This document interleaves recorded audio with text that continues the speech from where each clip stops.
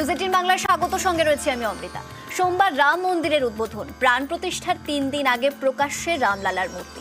প্রতিদিনই অযোধ্যায় বাড়ছে জনসমাগম, সেই সঙ্গে বাড়ছে অনুদানের অঙ্কও। প্রতিদিন জমা পড়ছে 4 থেকে 5 লক্ষ টাকা অনুদান।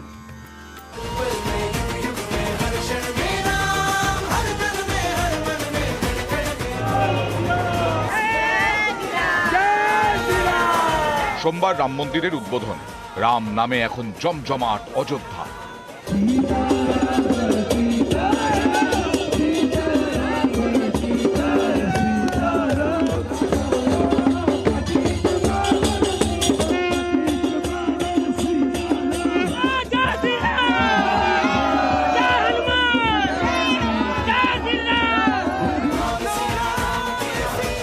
বৃহস্পতিবার নতুন মন্দিরের গর্ভগৃহে রাখা হয় রামলালার মূর্তি।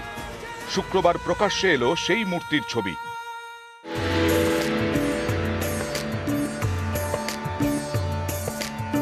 22 জানুয়ারি মেগা ইভেন্ট, এর জন্য প্রায় 2 মাস ধরে বিপুল জনসমাগম হচ্ছে সরজুর পাড়ে।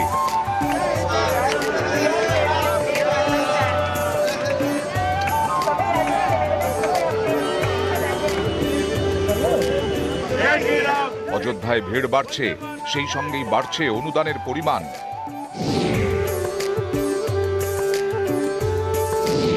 সূত্রের দাবি, গত সপ্তাহের থেকে চলতি সপ্তাহে দ্বিগুণ হয়েছে দর্শনার্থীদের সংখ্যা। প্রতিদিন 4 থেকে 5 লক্ষ টাকা অনুদান জমা পড়ছে, মাসিক হিসেবে প্রায় 2 কোটি টাকা। সামনের সপ্তাহ থেকে এই ভিড় আরো বাড়বে বলেই মনে করছে প্রশাসন। ইতিমধ্যেই হয়ে গেছে গণেশ পুজো, উপস্থিত ছিলেন 121 জন পণ্ডিত। একদিকে যাবতীয় রীতি আচার মেনে চলছে প্রাণ প্রতিষ্ঠার প্রস্তুতি।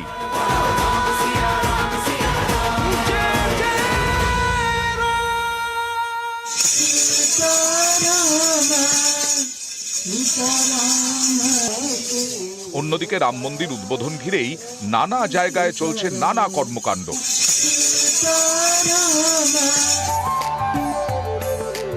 রামলালার প্রাণ প্রতিষ্ঠার বিশেষ দিনের জন্য তৈরি হচ্ছে দেশি ঘিয়ে তৈরি 13 লক্ষ লাড্ডু।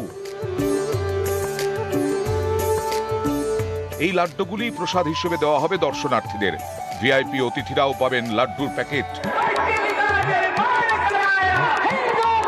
কেউ রামের নামকে সঙ্গী করে চুলে রশি বেঁধে টানলেন রথ। কোথাও মহিলারা হাতের মেহেন্দিতে ফুটিয়ে তুললেন রামের মুখ।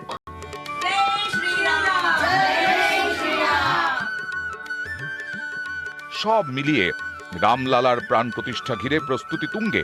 সোমবারের মেগা ইভেন্টের প্রস্তুতি খতিয়ে দেখতে শুক্রবার অযোধ্যা যান উত্তরপ্রদেশের মুখ্যমন্ত্রী যোগী আদিত্যনাথ। নিউজ 18 বাংলা।